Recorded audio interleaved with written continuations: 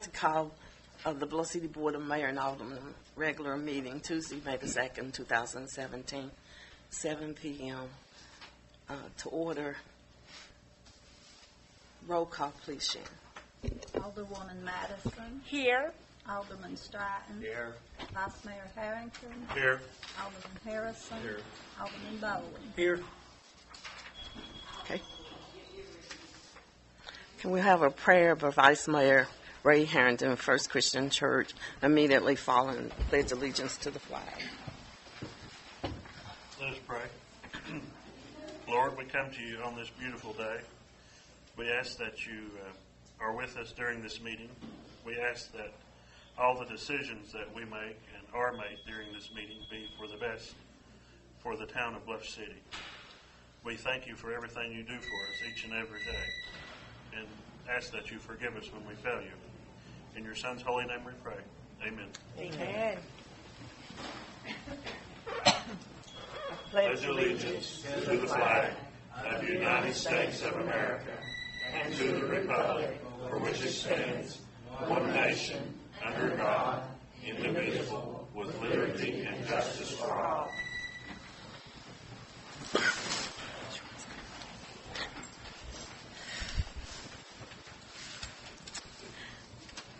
Next thing on the agenda is citizens' comments. The first session, 3 minutes. Give your name, address, and phone number.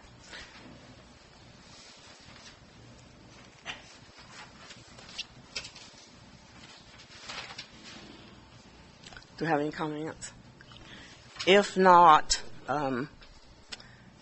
Sharon, would you give the information on the insurance? For the insurance? Yes, we're going to do the regular minutes first. Oh, okay. Okay. Discussion and action on the regular meeting minutes of April the 4th. Do we have a motion? Make a motion to approve regular minutes of April the 4th. I'll second it. Take a vote, please, Sharon. Alderwoman Madison. Yes. Alderman Stratton. Yes. Vice Mayor Harrington. Yes. Alderman Harrison. Yes. Alderman Bowling. Yes. Okay. And the next thing is discussion and action on the health insurance. Sharon, City Recorder, Finance Officer, your comments. You have in that I sent you the renewals for the health insurance. The renewal for United Healthcare, it's went up a total annual increase of $17,567. Went up $81.11 per month per employee. On the Blue Cross Blue Shield, it's a little less. Benefits are about the same, and the annual increase in it would be $12,111. So you have a difference of $5,456 between the two plans. If the city decides to continue 100% coverage for the employees, on the United Healthcare, it would be an increase in their benefits of $18.77 a week, a yearly total of $975.96 per employee. On the Blue Cross Blue Shield, it comes out to $12.94 per week, and total yearly increase per employee would be $672.81. Our agent, Mr. Michael Trout, is here tonight. If you would like to ask him any questions on any of the details on that sheet that I sent out with your packets.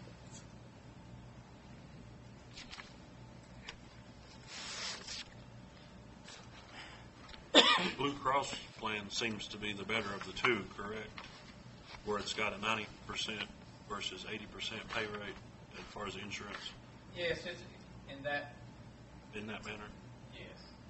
And then I had a question with the urgent care copay. The United Healthcare, it's got $75, and the Blue Cross option has 10%. Is that just if you went and it's $300, you pay $30? Typically, it should fall under the $40 copay, The $40 copay. Mr. specialist copay. Mr. Trapp, would you care to come up to the podium a second? Not at all. So it falls under the $40 copay then, typically. There's some confusion of how they're billing those now, like the one at Piney Flats, the First Assist. Mountain States. It depends on how they bill it. Before, it all fell under an office visit copay.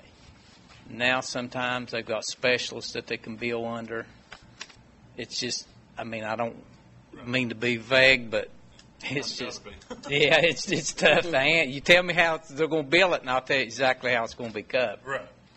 But typically, it should fall under the specialist copay. But as far as coverage, that seems to be the best, I think. And the out-of-pocket's the same for both of them, it seems. The difference you're going to have is United Healthcare, where this plan has been with United for a very long time. All of your employees have had their doctors to prescribe medications that fit under the copays as how United covers prescriptions. For instance, a generic drug that could be $300 under the United Healthcare plan, it could fall under the $60 copay, even though it's a generic. So they could be moved around, some of them on brand names, non-preferred brand names, because United could cover it under a $10 or a $35 copay. Blue Cross is going to cover all generics at the $10, period. So employees, they will see you'll have a lot of disruption from that perspective on the prescriptions until they can kind of get adjusted back over a period of time where the doctors can fill their prescriptions as to what they want as to the copay that it applies to.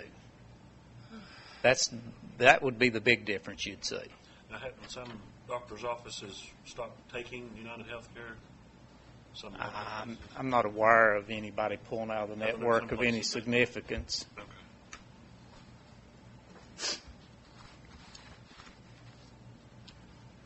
Did we talk about employees for a thing? Oh.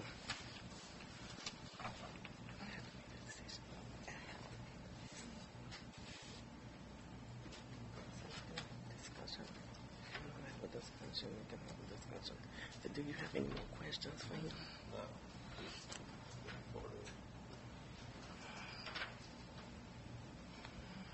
Does anyone else have any questions for him?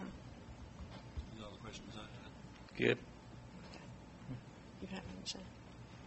That's all I had on it. We just Okay. decide Thank you. which way they want to go.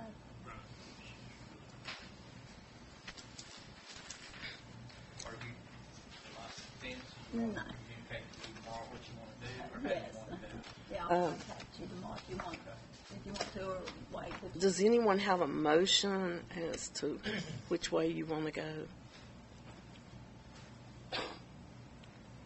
We need to sort of give him an answer tonight. If you want to go I'd with, say the employees would like to leave it alone, I mean, as far as, instead of having to go through the hassle of changing insurance. yeah, I think they would too. So does anyone have a motion? I'll make a motion to stay with United Healthcare, the plan that was outlined. Do we have a second? I second it. Take a vote, please, Sharon. Alderwoman Madison, Yes. Alderman Stratton, Yes. Vice Mayor Harrington, Yes. Alderman Harrison, Yes. Alderman Bowen. Yes. Okay, the next thing on the agenda is discussion and action on the 2017-2018 contract for the First Tennessee Development District. Mr. Fry. First Tennessee Development District provides us planning services under this contract, and this is one that we renew with them each year. Do we have a motion to approve this contract? I make a motion we do the contract. I'll second that. Take a vote, please. Alderwoman Madison, Yes. Alderman Stratton, Yes. Vice Mayor Harrington, Yes. Alderman Harrison, Yes. Alderman Bowling. Yes. Okay. My report is basically,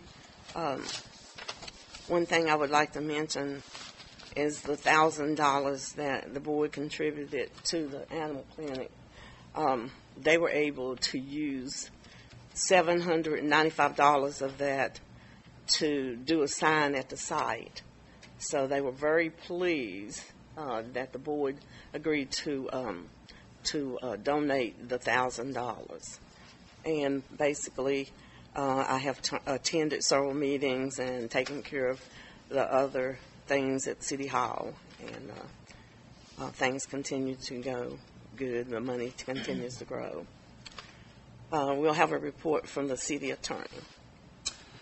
I've sent off this week to Bond Counsel, Bassberry and Sims, all of our information on getting the second phase of the financing on our large water and sewer rehabilitation project to get that started.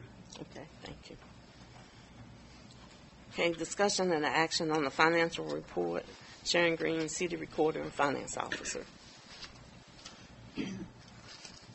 Fund balances as of March 31st, 2017. General fund, $812,380. Sanitation fund, $9,327. Special police fund, $9,248. Debt service fund, $147,382. Sinking fund, $3,095. FHA reserve fund, $691. Water sewer fund, $611,201. Total fund balance is $1,593,324. Do we have a motion to approve the financial statement? I'll make a motion to approve the financial statement as read. Take a vote, please. Ray, did you second? Richard? John did. Alderwoman Madison, Yes. Alderman Stratton, Yes. Vice Mayor Harrington, Yes. Alderman Harrison, Yes. Alderman Bowling. Yes. Okay, the next thing on the agenda is comment from board members. Alderwoman Sandra Madison. Hi, I want to thank everyone for coming. Come back. Al- Don't forget to vote. Alderman Jack Stratton. I appreciate everybody coming out and taking part in it. I hope you continue doing it. Bring your friends with you that live in Bluff City. I'm proud to be part of Bluff City. Vice Mayor Ray Harrington. I appreciate everyone coming out, especially on this pretty day. I know everybody's got hectic schedules, and a lot of summer sports are going on now. I appreciate everybody coming out. Look forward to seeing you again. Thank you. Alderman John Harrison. I just hope that all this in a couple of weeks will go over pretty easy, and it'll be a good outcome on it. Make the city keep going like it is. Okay. Alderman Richard Bowling. Yeah, I just appreciate everybody coming out, and be sure you go vote and the candidate of your choice. And we hope the decision everybody makes is better for the city. Okay. Reports from the city officials and county commissioners. Chief of Police Greg Depew is not with us tonight. As you know, there's a lot of things going on at the different schools, and his daughter had an event tonight, so he won't be here. Are you going to read it, Mark?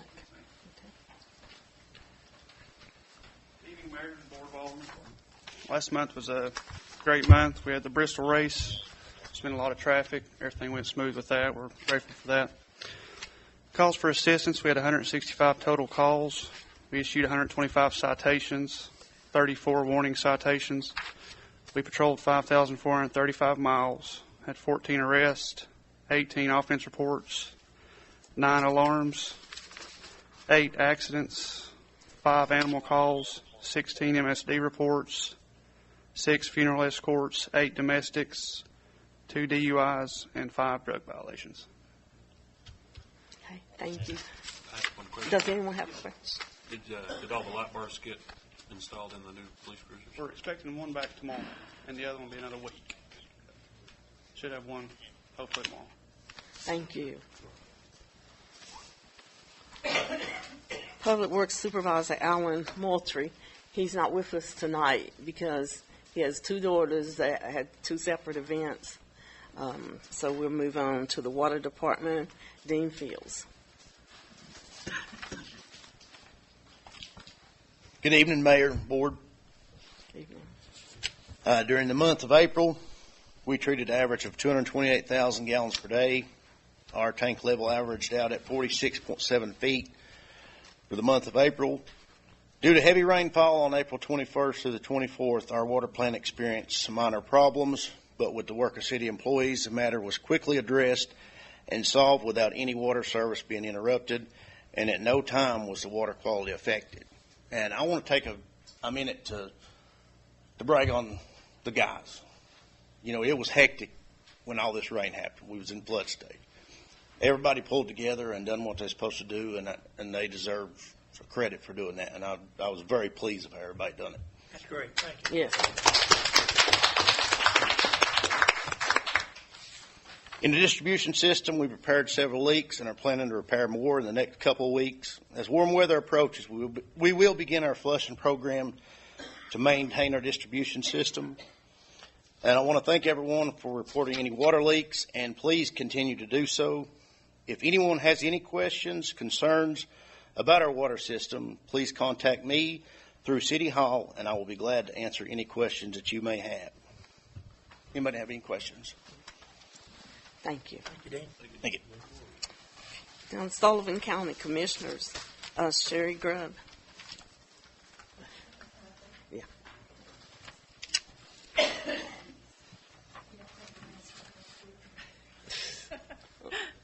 Well, I'm glad that I could be here tonight. The county commission is hot and heavy into working on the budget, and just so happens my meeting was scheduled earlier tonight, but then Commissioner Hares actually was scheduled at the time mine normally is, so that's why he couldn't be here. Just kind of want to give you some updates. As I said, we are working on that. I know Bluff City had put in for some requests for the park, the boardwalk. That has not come through our committees yet, but we're hoping that we can get all those funds approved for you all to do some work down there for you. The other thing I'd really like to talk to you about, and I could talk to you about this for hours, but I know y'all don't want to stay here that long, is the things dealing with the whole school program, the fact that we are in Bluff City going to be adding 200 new students come fall. And along with those 200 new students are going to come some more traffic. So that's definitely going to put some stress on the citizens inside of Bluff City, the ones especially that live right there around the schools. This is a good thing for our county. Countywide, it's going to cause some issues for Bluff City. And one of the things that I would like to ask you all to do, and I'm going to address this with county commissioners, myself and Andy, and also the school board members for our district that represent the same district, is I'd like to see us put together an ad hoc committee of the mayor of Bluff City, some of the aldermen, the chief of police, some residents that live on those streets that are most impacted, and some of the county officials to come together sometime in the next few weeks and sit down with the police chief as well as the principals of our 2 schools to come up with a plan that would be workable for everybody. You know, I think in past years that's kind of been a disconnected thing, and we work better when we work together rather I'd like than. to say something. Okay. They've already scheduled a meeting for Thursday. Great. Well, that's good to hear because I know that Commissioner Hare, of course, also works for the Board of Education, and that's a huge concern to everybody. Just getting the logistics of all that going on. So I'm really tickled to hear about that, and I know with everybody working really hard and coming up with something, everybody's not going to like it, but at least something that's not going to hurt the city. Because the truth of the matter is having the 2 schools. I mean, basically, the center of Bluff City is shut down during the school year at 8 o'clock in the morning and 3 and 4 o'clock in the afternoon. So that does impact what goes on inside of the city for, wanting new people to come in. So that's a huge thing that I think that we all can work on and hopefully get something worked out that really helps resolve that. That kind of goes into the other thing that I want to talk to you about a little bit, because I know that as a board that you all did send a letter to the commissioners, and all the commissioners got that and did actually look at it and discussed it quite a bit, as did the Board of Education members. And of course, I support this plan 100% of moving the middle school, and I'm going to tell you all why. Not just because we're going to get a new school, which is great. Our kids, our middle school kids, are getting really, really excited about that. They're already working on things about the middle school, such as, what are we going to name it? What's our mascot going to be? What's our colors going to be? How's it going to be laid out, and that kind of thing. I mean, these kids are already involved in the floor plan and being able to have input to that. So this is really exciting for our whole end of the county. So I'm 100% supportive of that, but one of the things that I heard, and I think you all addressed in your letter, was the economic impact for Bluff City. And just let me explain something to you about the economic impact, because I really feel like that maybe you all have been sold a bill of goods on how this is going to affect you. But let me tell you how I feel like it's going to affect Bluff City. It's all going to be a positive thing. Because for the next 2 years, you're going to have 200 more students coming into this city. Well, 200 more elementary students means 400 parents most of the time, and 400, 600 grandparents. And I think everybody on this board will agree that the parental involvement at elementary school level is a lot more than parental involvement at the middle school level. So this coming year, we're going to have tons of more people coming into our city, and they're going to be spending money right here. We're going to be having lots more ball games. You're going to have lots more kids that are going to be involved in this. And they're not going to, right now they'd have to drive to Piney Flats or whatever, but they're going to eat. We got Pizza Plus right down here. We've got the Bluff City Diner. And those are places that are actually inside of our city where we get the tax dollars for that. If they go to Piney Flats, that's county money, sure, but it does not help Bluff City. And one of the plans I think that you all were told was building another school down in the Piney Flats area or somewhere outside of our city limits. Well, that's all well and good, except for the fact Bluff City really doesn't benefit from that, unless there are some places in Piney that's still in the city limits. So what I see is by having these students at the elementary school inside of the city of Bluff City, we are going to get impacted to the positive because of that. Well, let's look down the road 2 years from now, and we're pulling out those 300, 350 middle school kids. You're still keeping those 200 kids, elementary school kids, and as I said, those kids will bring more people into the city than the middle school kids do. And I see that in my business. I mean, I'm a numbers person. The business that I work in with kids from preschool to high school. And I can tell you when parents start not liking their kids just because of the way our business goes. So having the elementary school here is huge. In the alternative plan, we lost both. Because not only would you take out the middle school, you would also be taking out the elementary. And that is the other reason I like the current plan, and why I have fought so hard for it is because this plan, by consolidating our 3 middle schools in the east area, it leaves all of our elementary schools in the communities that they're in now, where we can love on them, we can take care of them, everybody knows each other, and that's important to me. But not only that, that's important to communities. But here again, once those middle school kids leave, you're going to lose a few. You're going to lose some people, but nothing like you would if you lost the elementary school.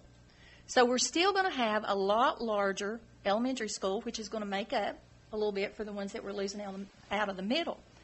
But the other part that I'm very excited about this is, as a city, and I've spoken to Mayor Wells about this, and I think Mr. Harrison and I had some discussion, is we also know that come 2 years from now that Bluff City middle school kids are going to be gone. We have a huge opportunity in the city of Bluff City to start thinking about things now that might be useful for that property.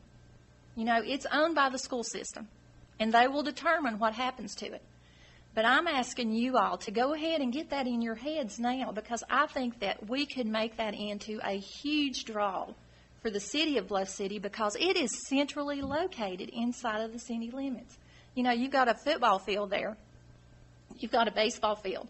You've got some property that we could use to do some things like Little League football, soccer. Nobody around here has soccer fields, and we're losing kids to other school systems because of soccer programs. Those are some things that we can look forward. So that's why, like I said, I'm very excited about this, and we could talk and talk and talk about this. But I'd like for you all to really think about this and hopefully get on board 100% with this plan. And let's start working for the future, where we can really do something that's going to draw people into Bluff City city limits, spending money in Bluff City city limits that you all are going to benefit from 100%. And I think that's it. Anybody got any questions? That's the short version. No? Great. Thank you all. Since Andy Hare cannot be here tonight, he sent me an email and asked me to read this to him. To the Board of Mayor and Aldermen. Commission is currently involved with budget hearings from department heads and nonprofit organizations. No resolutions to this point have been filed. Bluff City's request for $10,000 was received by the Accounts and Budgets Department and will be submitted to the Budget Committee. Bluff City annually receives $5,000 for city park maintenance. This request added a one-time increase of an additional $5,000 to repair the Bluff City Boardwalk. Committee members include Eddie Williams, Bob White, Mark Bowery, Mark Vance, Denise Hauser, Kit McLaughlin, and Bill Kilgore. Feel free to contact them to encourage approval of this request. Board of Education, on April the 27th, the Sullivan County Board of Education approved the purchase of property for a new middle school in the East Zone on Weaver Pike at the corner of Harrington Hollow Road. According to the Board of Education, the school should be open by the fall of 2019 at the earliest and the fall of 2020 at the latest. Additionally, with the closing of Weaver Elementary School, those students will be attending Bluff City Elementary School. Next year, Bluff City Elementary will be a K-4, and Bluff City Middle School will be for grades 5 through 8. School start times should not be affected more than 15 minutes due to these changes. This will increase the number of students in Bluff City by 200 and cause an increase of traffic in the city limits of Bluff City that could lead to an increase in sales tax revenues for the next several years. Thank you for all you do. Contact me anytime if I can be of service. Andy Hare, County Commissioner, District 5. Okay, we'll move on. We're down to old business. Does anyone have old business? Okay. Does anyone have any new business? We'll move down to the last section of the citizens' comments. Come to the podium and give name, address, and phone number, and it's for 3 minutes. Hi, Shirley Clark, 932 Lona Lane, 878-5707. I'm not sure if it's appropriate to ask this question in this session, but I'll ask it anyhow. I'm part of the Friends of the Library committee, and I guess all of y'all know that they had some leaking of the basement up there, and that's been fixed, is what I've been told. And this coming Friday and Saturday, they are asking for anyone that can come over to the library. I think it's between 10 and 4 for both days, and offer your time to help clean up the basement. I'm not sure what all they need there, but if anybody's interested in that, or if you know anyone that is, I'm sure they could use help. Also, I think the last I heard, they're looking for someone to power wash the front of the library, the white part pillars of the library. If anybody has the equipment to do that, or if you know anyone that can help with that, contact or go to the library. I think the lady's name's Becky Murray, I believe is her name, or stop by the library Friday and Saturday and get the word out if there's anybody that wants to help with that cleaning. And I would like to thank you for all you did about trying to get signatures on the petition. You're welcome. Thank you. Thank you. Okay, does anyone else have a comment? Do I have a motion to adjourn? Motion to adjourn. I'll second it. Take a vote, please. Alderwoman Mattis, Yes. Alderman Stratton, Yes. Vice Mayor Harrington, Yes. Alderman Harrison, Yeah. Alderman Bowles. Yes. Good to know.